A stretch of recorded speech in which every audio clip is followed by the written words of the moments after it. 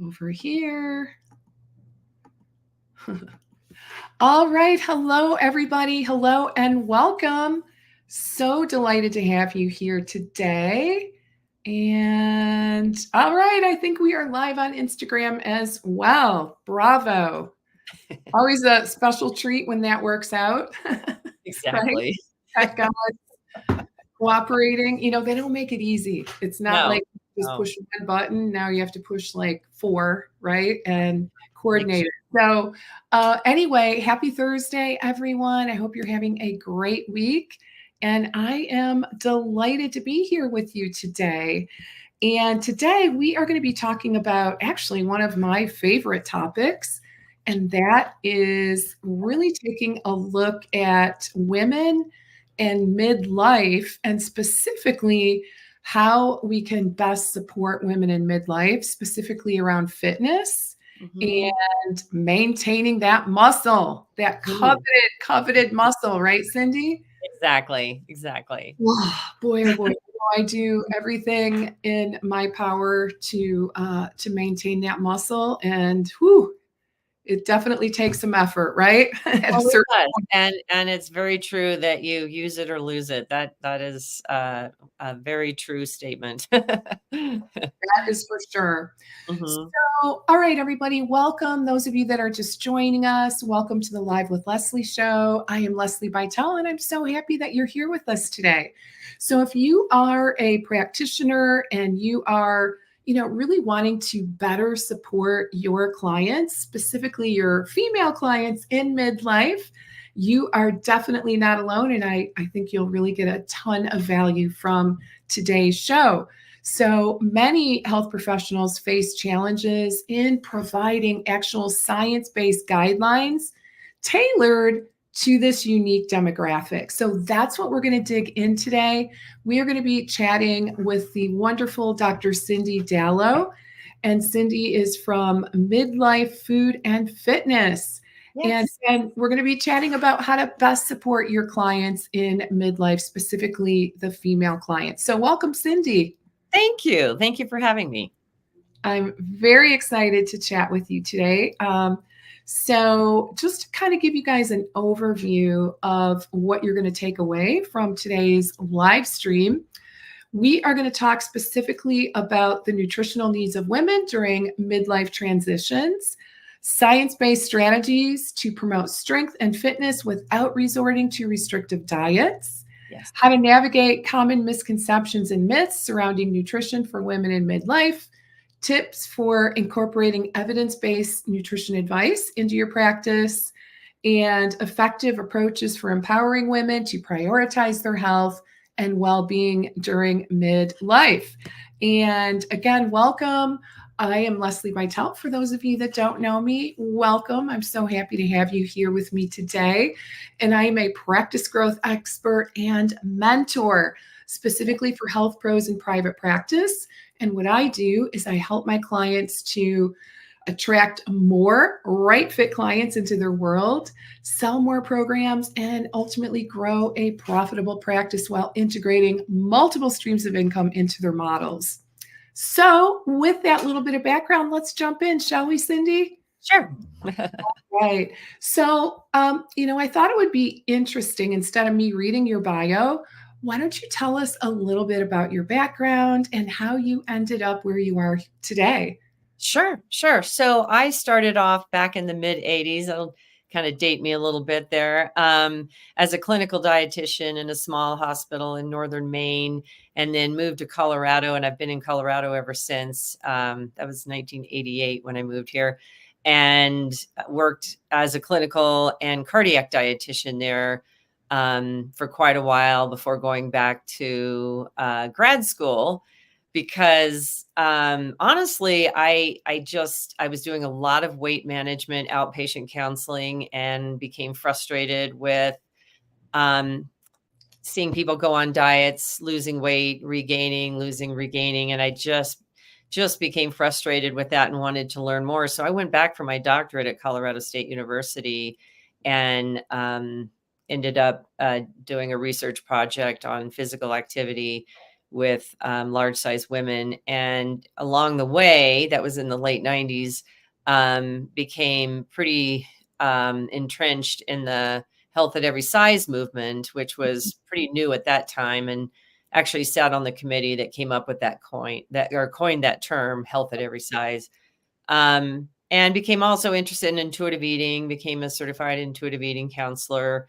And after leaving grad school and becoming a mom later in life, I decided to open a private practice and actually hired Leslie, and she helped me kind of plan things out and figure out what I needed to do. And she was extremely helpful. And then, yeah, so since then I've had my own private practice. It was kind of part-time for a while, but until my kids were launched, as they say. And then I started putting more time into my private practice. And along the way, I was also working as an adjunct professor at University of Northern Colorado. As it turned out, I still have my private practice working mostly with women, but my husband and I, in the meantime, decided to start a side business, coaching triathletes, because we were doing triathlons quite a bit and we'd been runners for many years. So we decided to open a business where we coach and train triathletes. So I have two businesses, the one with the women in midlife, and then also the triathlon coaching company. So it keeps me pretty busy. I would say very, very busy. Like you're Yes. juggling a lot. Yeah. But it's all All good. right. It's all good. It's all good. I love it. I don't think I knew that you lived in Maine. Now, Yeah, for a short time. What's that? Are you from Maine? No, I'm actually from Kansas, but Oh, I was finishing my master's and needed at the time, A&D, which was ADA at the time, yeah. required a 6-month work experience to get your RD. And so I found one in Caribou, Maine, way at Okay. the top of Maine. If anybody's from Maine out there, I love Maine. Lived in Caribou for 3 years. Okay. And in my work experience became an RD, and that was in 1984 to 87, 8, something like that. Uh-huh. And yeah, I got my RD and finished my job there as a clinical dietitian, and then moved to Colorado because I got a job in Greeley, Colorado as a cardiac dietitian there. And I've just stayed in Colorado ever since. Okay. So, yeah. Yep. I love it. All right. Well, let's dig into the specific nutritional needs that we need to be cognizant of with women, midlife, and beyond. Yeah. Yeah. It's it's a different time of life for women, and some of the needs that we have. I'm 63, so I'm I even laugh sometimes. Am I still midlife, or am I past midlife? I don't know. So Close enough, right? Close enough. right, exactly right. I mean, our nutritional needs are similar to when we were young. I mean, we still need to make sure we're getting all the vitamins and minerals that we need for good health and physical activity and things like that. But after midlife, women start to approach menopause. So there's that perimenopausal time, and there's no definition for midlife, but I'm guessing 45 on, I guess, ish. Sounds right. Yeah. So it includes perimenopause, menopause, and then postmenopause. And so I try to stay on top of the research as much as I can, but as we all know, it's ever evolving. I guess the main things that I look for or work with, because heart disease becomes a bigger risk during and after menopause. So that's always one that, and being a former cardiac dietitian, it's always one that I, feel strongly about in terms of eating to prevent heart disease, high blood pressure, diabetes. Those are and cancer, really. Those are all the kind of the big chronic conditions that women are at higher risk for at this time in life. And so I provide, nutrition counseling, both individual and group, where we focus on healthy eating for prevention of all of those things, and also osteoporosis, I should mention. Mhm. And the other issue that I'm really very passionate about is preventing the loss of muscle mass, which Mhm. supposedly starts around age 40. And it's called sarcopenia, age-related muscle loss. And so I've become pretty interested in helping women maintain muscle mass, or at least slow down the loss of muscle mass, and through strength training and good nutrition. So that's a big part of what I do. And then the other thing too, as you know, is a lot of women in midlife really start to reevaluate dieting and body image, and um, still struggle with those issues. They don't really go away, but I find a lot of the women that I work with now are wanting to not diet anymore, and are more interested in acceptance, or kind of using that health at every size model. So those are the main issues that I work with women in this age group. Okay. Thank Yeah. goodness, right? That, Yes. Yeah. finally at a certain age, we start to move away from that chronic dieting routine. Yes. Oh Yeah. my goodness, right?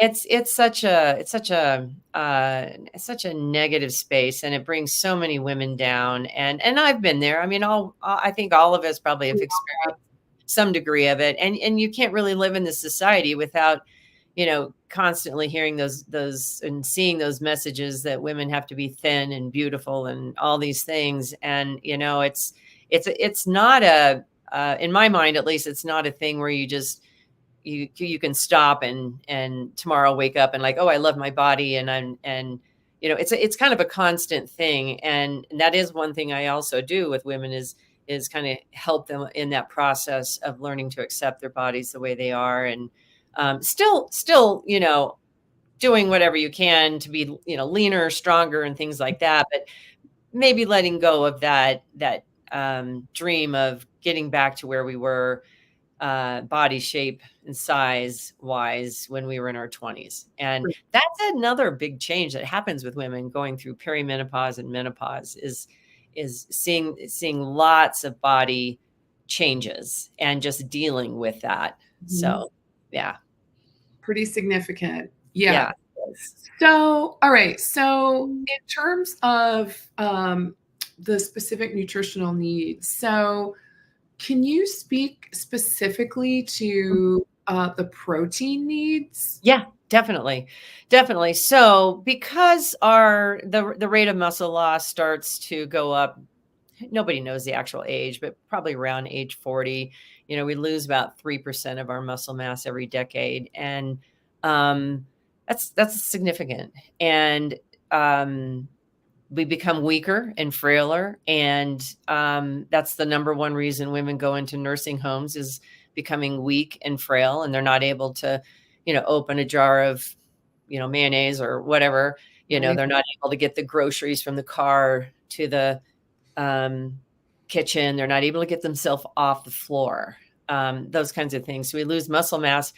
And the most important way to prevent that is with strength training, which has become pretty popular. And I not to brag, but I mean, I've been interested in this for a long, long time. And so protein becomes really important. And even though strength training, you can't prevent muscle loss just by increasing your protein intake. And I think there is some myths out there around that. You have to actually use your muscle, Yeah.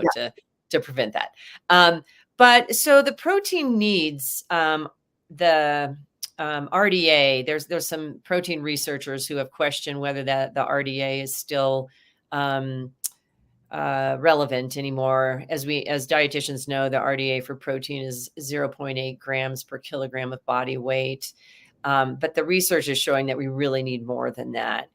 And I try to follow it as closely as I can. And I know there's some debate out there about how much, but from what I've read and the experts that I follow, I believe it's now between 1.2 and 1.7 Mm. grams per kilogram of body weight per day. And obviously, where where you would fall between that 1.2 and 1.7 depends also on your activity level Okay. and what kind of what you're doing in terms of physical activity and strength training.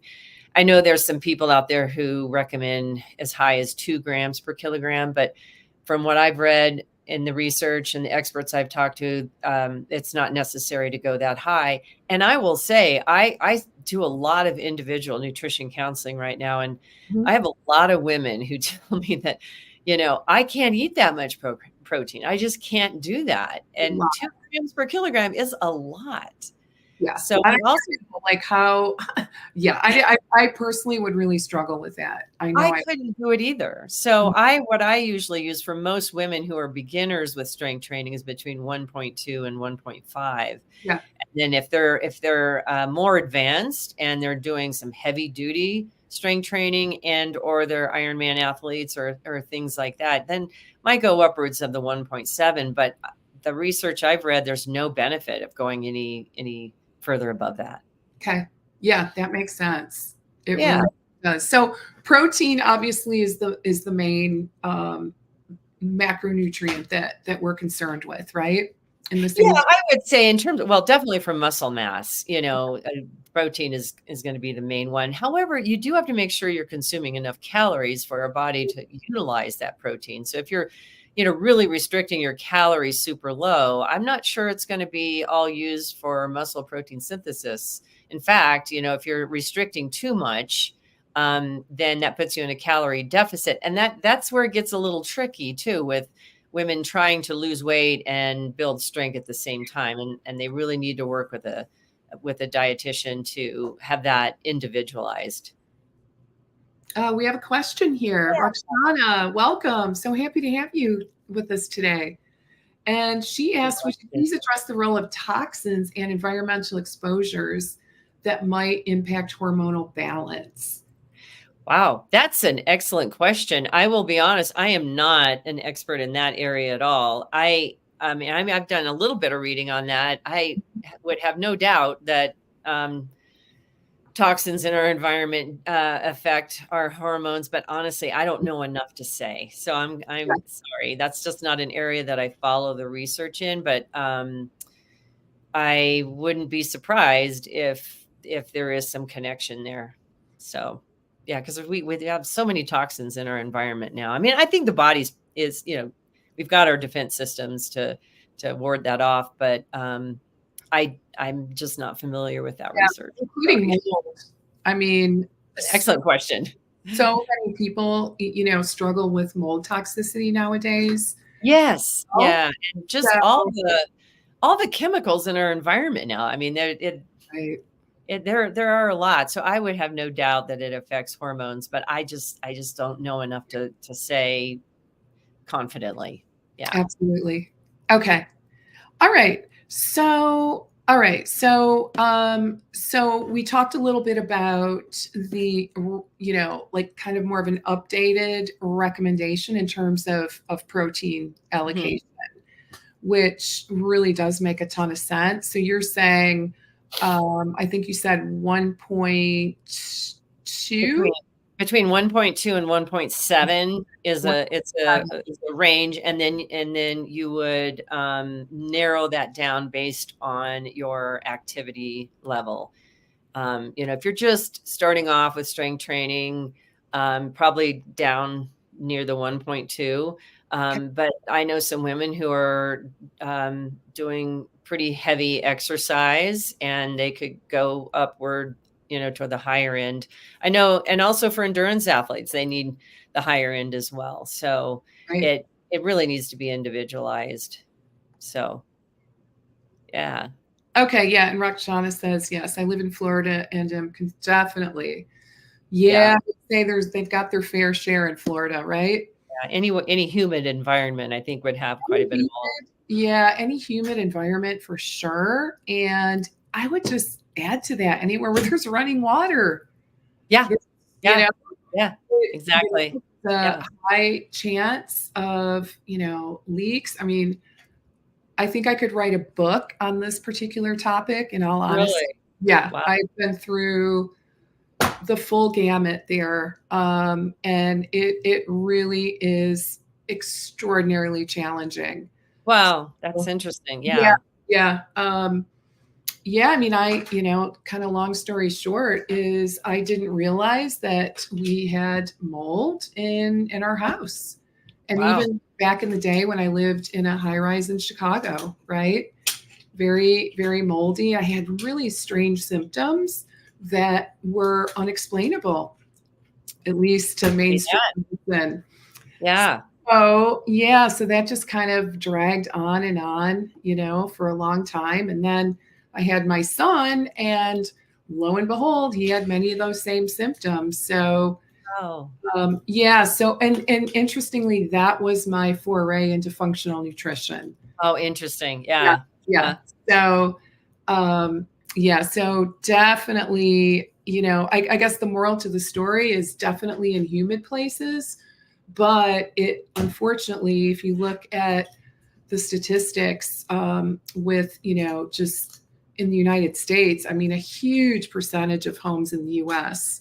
have mold, like lots Wow. of it, and lots of toxic mold. So Wow. definitely, and I think because I have experience with that, like personal experience, I hear a lot about it. You Yeah, know, you probably, yeah. I live in Colorado and it is so dry here. I never hear about it, honestly, here. So we have our own issues, that's for sure. But mold, yeah. I don't think is one. I have not heard that much about it here, and I think it's Well, probably you because could though. I it's mean, dry.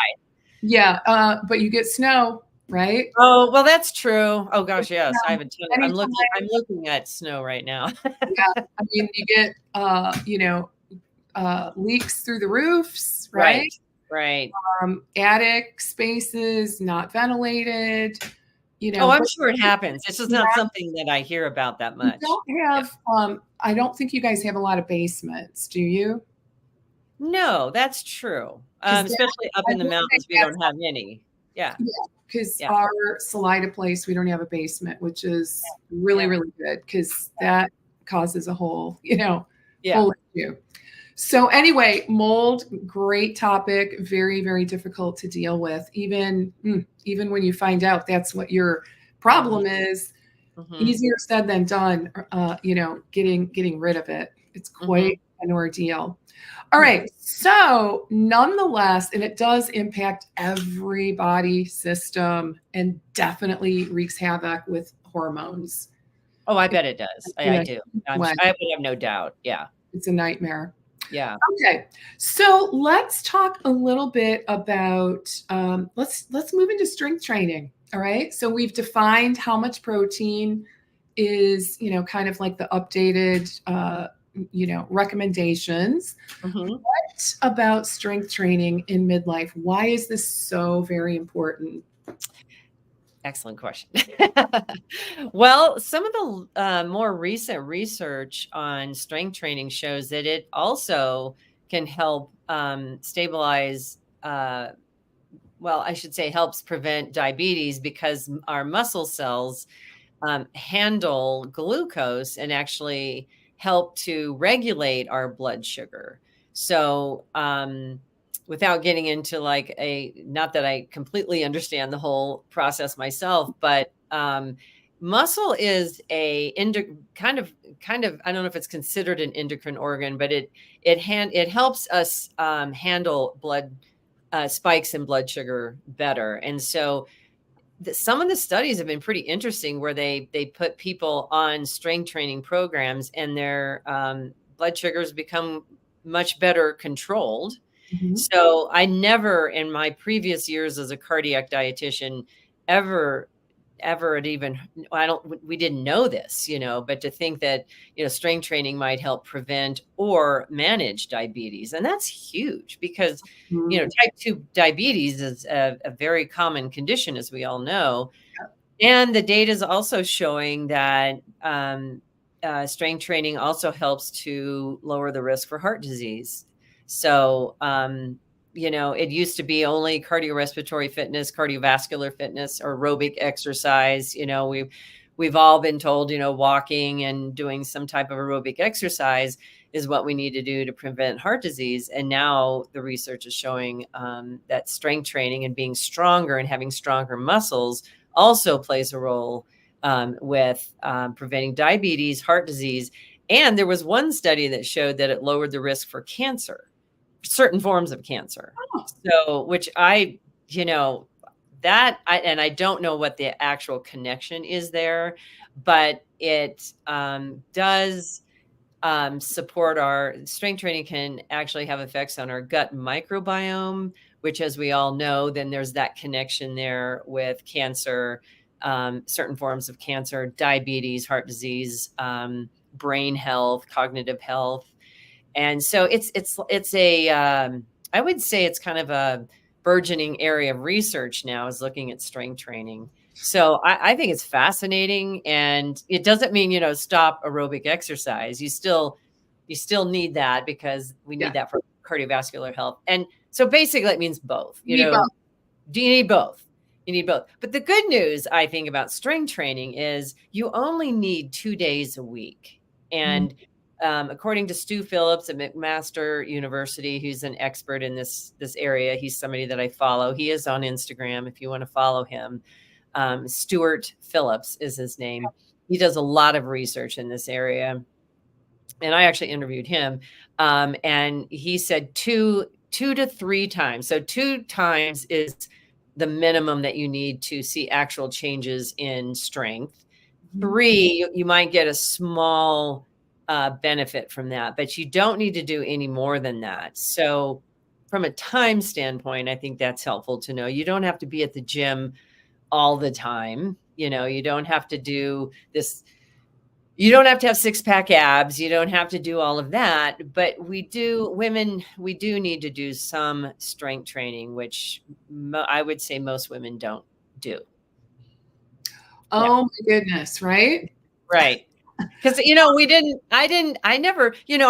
I'm sure for you too, when I was growing up and even in college, I thought of weightlifting and all that was for, the bodybuilders and the people who wanted those big muscles. There wasn't anything that I was, a runner, triathlete. I'm like, I don't need to do any of that. And now it's like, I do actually. I actually can honestly say that, well, I have an undergrad in exercise physiology. So there is that, right? Oh, I forgot about that. Okay. Yeah. Cool. Yeah. And so I do remember, and this is kind of funny thinking back, but I do remember being in the weightlifting club in college. Really? Cool. Which was pretty funny, because I remember my roommate night, we were the only females in this little club. You. That's awesome. Good for you. Excuse my dog. Sorry. Oh yeah, no worries. We were working out with, all the big burly guys that were, really doing the heavy training. Good for you. Yeah. So I guess you could say I was an early adopter when it came to strength. There you go. I was not afraid at all of muscle. Good. But I, obviously have run across many, many, many women in my day. Yeah. Where they're really, really super stuck on just burning calories, right? Getting on and just, the treadmill, and again, it's all good, right? It's like, you got to get some of the cardio in. In fact, I have to really try to get the cardio in, because I prefer strength. Strength. Yeah. See, I come from kind of the opposite background, being kind of a longtime marathon runner, and I love running. I love, biking and triathlon and all of that. So it took me a while to come around to the idea of strength training and to prioritize it, because, I never thought it was that important. And now I can't imagine my life without doing it. I still do the aerobic stuff, but I've been doing strength training consistently now for a year, and I've seen changes in my strength. I've already gone up, on the weights that I've been doing, and I feel the difference. I feel stronger. I think I look stronger. And it's just a good feeling. It's good to know that as I get older, that I'm having just seen my mother in a nursing home, and seeing her body Mm. deteriorate, that was also a motivator for me too. But it's a good feeling to think that I'm not likely to end up like that. Oh, So, but God. you got to keep it up. You can't just do a 6-week training No. program and then call it good. Well, You truly use it or lose it. it really is a way of life. Looks like we got some questions. I'm not sure if you can comment on this one. Yeah. Okay. Yeah, I can actually. I am not an expert on this topic, but I have read that, and I follow somebody that I could actually recommend that would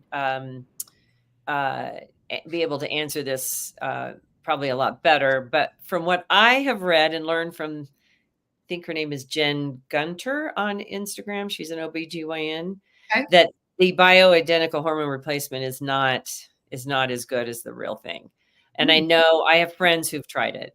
And I thought in the beginning, like, this sounds great. It really does. But from what I've read, and learned from some experts in the field, that it is not as good as the real thing. In So terms of what? those are my thoughts. What's that?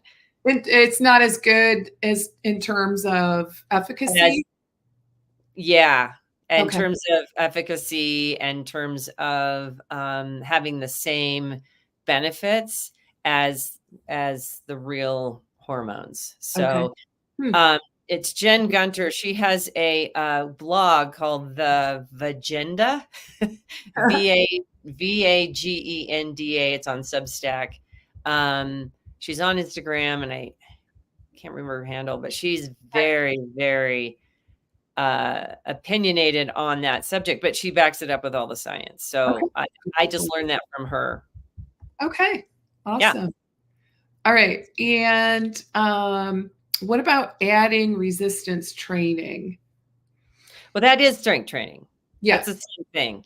Same thing. So resistance strength training, same thing. So yeah, extremely important, as we've talked about, because it helps. It also helps to reduce the loss of bone density as well. It helps with stronger bones. Um, it helps to lower the risk for heart disease, cancer, diabetes. Just makes you stronger. You're able to do more things, Mhm. and you're less likely to end up in a nursing home. You're more likely to stay independent as you get older. So it's Mhm. really important for women because, as I mentioned earlier, most women become pretty weak and frail. And when I used to work in cardiac rehab, I remember seeing that. I remember seeing women coming in with heart disease who could barely do the arm ergometer. I mean, they had no strength at all. But it's not really their fault, in the sense that they didn't know what we know now, and so there's a lot more that's known now about the benefits of strength or resistance training. It's really the same thing. Okay. Gotcha. Okay. And then would TRX, Pilates, or yoga be an effective Excellent. strength training? Yeah, Ex- that's an excellent question. Definitely TRX. Oh gosh, I use TRX a lot, Yeah. and Pilates too. Yoga, it depends on, and I'm Yeah. not an expert on yoga, but it can be, depends on how, obviously it depends on how you're doing the yoga, but you have to apply resistance to the muscle for it to become stronger. So if you're doing more of a stretching kind of yoga, I don't think you'd get the strength training benefits. But I know there are some forms of yoga, or people that add in exercises where they're applying some resistance to the muscle. Mhm. Then they would. But I think Pilates and TRX for sure. Yeah. Yeah. Absolutely. Yeah, Pilates is great. Yeah. I've always been a fan of Pilates for sure. Uh, Stuart Phillips. Sorry, I just read Go the ahead. question. Yes. Stuart, what? Stuart Phillips. Okay. Is that with a He's PH? uh PHILLI? yes, Phillips, Yeah. Phillips, and Okay. Stuart, Stuart. Okay. Cool. He's a professor at McMaster University. He also has quite a few YouTube videos, so you could actually, I'll just look up Stuart Phillips on YouTube. Okay. Uh, but very, very, he does the research on strength training, and is a full professor with all kinds of, accolades. And he is a former, I know he's a former rugby player, but also weightlifter. He's really into weightlifting, but I like his take on the science. I like he's very sensible and Mhm. reasonable. So yeah, you'll have to So, check him all out. right. So the practicalities twice a Yes. week. All Yeah. right. So Yes. that mean full body twice a week or up Well, one day, lower body the other day? yeah, ideally you want to, hit the large muscle groups Yeah. twice a week. So whatever way that works for you, the better. Yeah. And I want to mention there's a kind of a debate, at least on Instagram, about whether women need to lift heavy Ooh, or light weights. That's a big all right. thing. What are your Um, thoughts? I, I just, the research I've looked at, and I've read a lot of the research, and women do not need to lift heavy to improve their strength. You can if you want to. And I know I'm going to ruffle some feathers here if you're one of the heavy um, lifters out there, but to just gain strength, if that's your goal. And Mhm. a lot of women I work with have no desire to be in the gym and like be able to do 50 pull-ups or 50 push-ups or anything like that. They just want to be strong enough to be healthy Right. and to stay out of a nursing home. They do not need to lift heavy weights to do that. There have been numerous studies where postmenopausal women have been put on strength training programs and have improved their strength beautifully within 8 weeks, 8 to 12 weeks. And they Okay. did it with light weights and more reps. Hmm. If you want to lift heavy and you're kind of into, which I think is cool, I see these women in their 60s and 70s and they're bench pressing and they're doing, chin ups and all this heavy stuff, and they love it. Go for it. Do the heavy weights, do all of that. It's good for you. It's definitely good for you as long as you've got the right form, though, because it's also the You have thing to with lifting heavy. You risk injury. You can really get injured that way. But if you know what you're doing and you have a coach, which I'd highly recommend, is hiring somebody who knows what they're talking about, a qualified strength coach. And there's a lot of them out there. There's a company called Fit Bliss that is really good, fitbliss.com. I'm not employed by them or anything, but okay. I know that I know people who work for them, and they're very science-based. They're really good. So that's one place. I also will be offering strength training programs too. But the thing is to know what your goals are. Know what are you wanting out of this? Are you wanting the bare minimum to be healthy, which is just fine?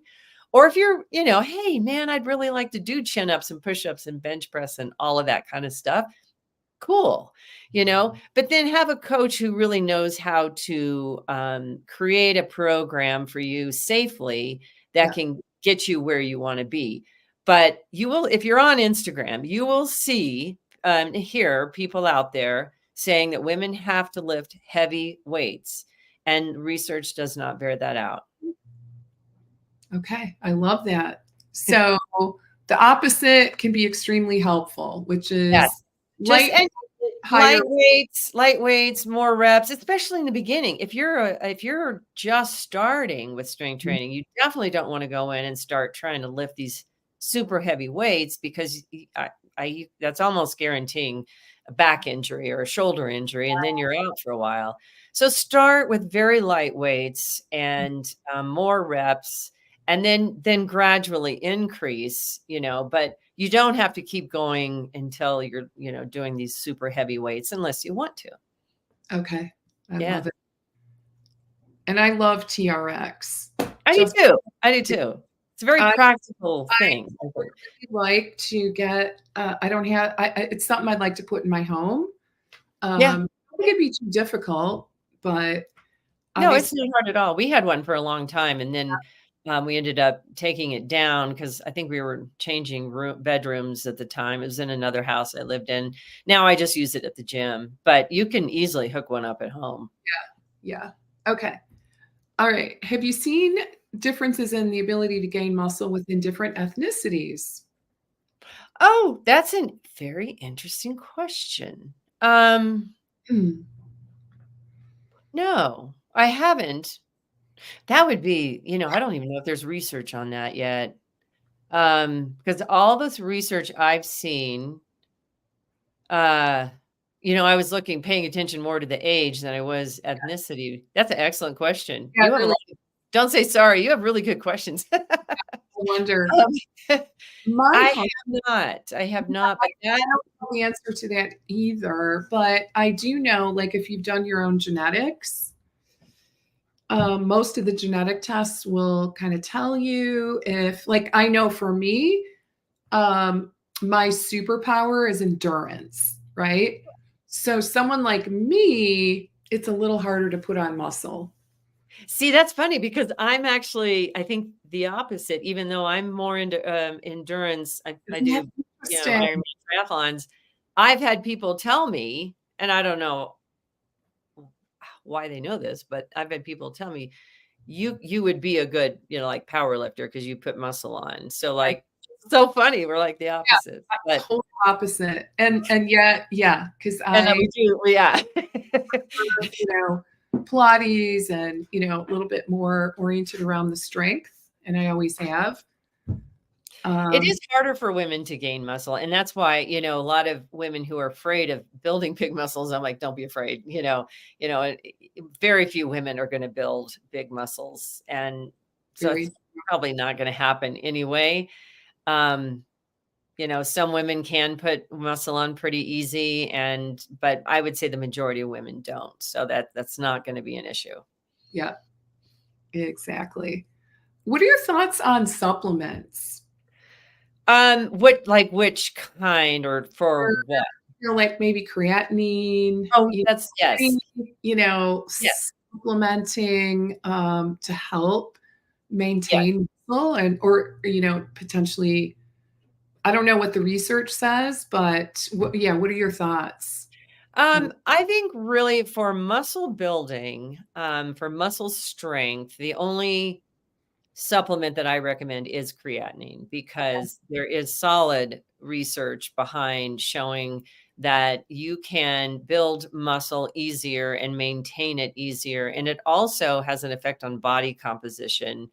So it's easier to lose fat and gain muscle if you're taking creatine.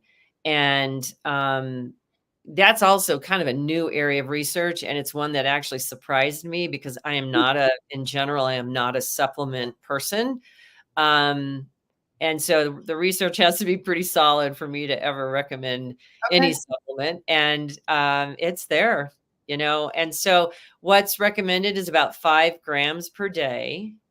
And there used to be a recommendation to do this kind of loading phase where you would start small and with creatine and then add more and more and more. But now the experts that I've been listening to say, I just don't worry about that. Just start taking 5 grams a day. And that's what I do. I get it off of Amazon. I don't think you have to buy any fancy brand or anything. Creatine monohydrate is just the same no matter where you get it. I again just buy a very generic bag from I just get it off of Amazon and it's a white powder and you put it in, you can put it in anything, but I just put it in water and drink that. And I've noticed a difference. Huh, So have you really? Okay. yes. Yeah, there's also some research looking at the effect of creatine on brain Yes. or cognitive function. Yes, I've heard And that. yeah, and seeing some improvements in memory and cognitive function in people, I think, over the age of 50. So that's fascinating. Yeah. And that's another reason to take creatine. So yeah, that is one supplement I would recommend. One that's popular that I would not recommend at all is branched chain amino acids. That is absolutely total waste of money. Huh. Um, and I can talk about that if you want to. So, Yeah, why don't you? Yeah, I'd like to. Well, let's see. Yeah, unless there's other questions. let's see. I actually am rather curious because I don't Sure, know a lot about that. sure. Yeah, maybe just why is that not recommended? Well, there's a trend amongst weightlifters and bodybuilders out there to take what are called branched chain amino acids. And there are three branched chain amino acids: leucine, isoleucine, and lysine. Those are three of the branched chain, what we call BCAAs. Okay. Okay. And I don't know how the trend got started, but it did. And you can see these big, you know, jars of BCAA supplements. Well, first of all, you can get branched chain amino acids in food very easily. They're in any good protein source, meat, dairy. There's even branched chain amino acids in plant protein, so it's very easy to get in food. There's just absolutely no reason to supplement it at all. However, I think the reason why it got started is because leucine, which is one of the branched chain amino acids, um, has been shown in a lot of studies to be the trigger for muscle protein synthesis. And muscle protein synthesis is MPS, is the process that occurs when we build muscle. You have to have leucine to trigger that process. So that is probably why. However, leucine competes with the other branched chain amino acids. And so if you're taking all three of them, you're going to reduce the ability of leucine to trigger the process because you're taking all three in a large amount. Okay. And you need if you're going to supplement any of those, you really should be supplementing with leucine, not all three branched chain amino acids. And there have been numerous studies showing that supplementing with the branched chain amino acids has absolutely no effect on muscle building. So Hmm, it's a total waste of money. okay. Now, so then the question is, well, should we be taking leucine? And there are some people who recommend taking leucine by itself. I don't recommend that because if you're getting adequate protein, if you're getting between 1.2 and 1.7 grams per kilogram, you will get plenty of leucine. More is not better with leucine. So it's not like, well, I just need, if I take more leucine, I'll build more muscle. It doesn't work that way. So you just have to get adequate amounts of leucine, ideally spread out through the day. That's kind of another recommendation with protein. Ideally is to have it spread out through the day, but Uh, more importantly is to get enough leucine. And if you're eating meat or dairy products, you will get plenty of leucine. And then the other thing is if you use whey protein is the highest source of leucine. okay. Okay. So whey protein, if you're using whey protein powder for shakes or whatever, you're getting plenty. For the vegans out there who don't take whey or use whey Mhm. protein, you can get leucine in pea protein, and I think there's some in soybean protein as well, but pea protein has almost as much as whey. Whey has the most, and Okay. then pea protein is the second highest source of leucine when it comes to protein powder. So you do need leucine. Um, but if you're eating and if you're meeting your protein needs, then you don't need to actually take leucine.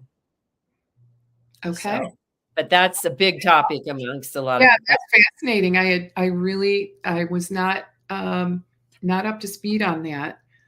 Yeah. Oh, that's okay. Yeah, it's just like we all have our areas that we Yeah. follow, and Whey isolate or or whole whole. whey? It doesn't matter. I don't think it matters that much, honestly. I mean, you're going to get probably a little more leucine in the isolate, but who likes the taste of whey isolate? I don't know. You gotta look at the taste, I think as well. But if you have a whey isolate product that you like, yeah, go for it. That's fine. But I don't think it's going to make that big of a difference. My husband makes our own yogurt, and when whey is the liquid that separates out, and so then we keep the actual whey liquid in a jar, and then you can put that in your smoothies, and that's just solid whey protein right there. So you can actually make your own. That's so interesting. You don't have to buy, expensive protein powder, but I know it's convenient too to have the protein powder, so that's fine too. So Okay. Awesome. All right. Any final questions before we start to wrap up? Time absolutely flew by today, Cindy. It did. Yes. That was an awesome topic here. I know I learned a lot, and based on all these questions, I think our audience did as well. Any kind of final words of, wisdom that you want to impart with our audience today? Just start incorporating some strength training in. Start small, start easy, whatever works for you, but prioritize it. If you don't make it a priority, it's not going to happen. Yeah. So, figure out what works for you. I have little weights that I keep here by my desk because I'm on my computer all day long. And sometimes I just take a break and use my little dumbbells. You don't have to join a gym to do this. You can do a lot of this at home. And if you have questions or if you're interested in a group program, I will be offering one pretty soon. So you can contact me. But there's also others that are out there as well. But just start lifting. I love it. Love it. Love it. Great. And your group program, is that going to be, are you going to be doing weights? Yep. Obviously? Oh, yeah. Yeah, it's a strength training program that would be progressive. It's geared more toward beginners. It's called Power Up. I've already run it, and it was a blast. I had so much fun, and I got really good feedback. The women said they felt stronger and wanted to continue. So I'm kind of repackaging it, and it will be out there. It's on my website right now called Power Up. That's the name of the program, and my website is midlifefoodandfitness.com. I'm super excited about it. We're going to have the strength training plus nutrition, and have a kind of a community part where you can, learn from others and do this with other women, and some Zoom calls and things like that. So I want to make it as fun as possible. Okay. And Cindy, what is your website? midlifefoodandfitness.com. Okay. Yeah. Let's see if I got this right. I'm on Instagram too. You can find me at Dr. Cindy Dallow RD. Okay. Yeah. midlifefoodandfitness.com, right? Yes. Thank you for that. Yeah. And I'll be updating it with more information on Power Up pretty soon. Fantastic. All right, guys. And Dr. Cindy Dallow on Instagram, correct? Right. Dr. Cindy Dallow RD. It's RD. Yeah. Okay. Gotcha. All right. So definitely check Cindy out there. Thank you so very much for joining me. It was fun. It was fun. I appreciate it. And I really, this is such a great topic. And really, my hope is that everyone is feeling more inspired. That's right. We want to be strong women, right? Get stronger, not smaller. That's the key. So I'm, hopeful that everyone here is feeling more inspired to take action minimum twice a week, right? And that you're talking to your patients about this as well. Yeah, exactly. It's so important. I think it really has a huge impact on health and wellness. I really do. And just, feelings of, health and, just does nothing but good. So, all right. So I want to thank you again, Cindy. Really appreciate your time today. And thanks to our audience for joining us. And I really want to thank you for all your wonderful questions as well. So it really added a lot of flavor, shall we say, to our conversation today. So I really appreciate that. Yeah. All right. Have a great rest of your day. And I will look forward to seeing you next week. All right. Bye, everybody. Bye-bye.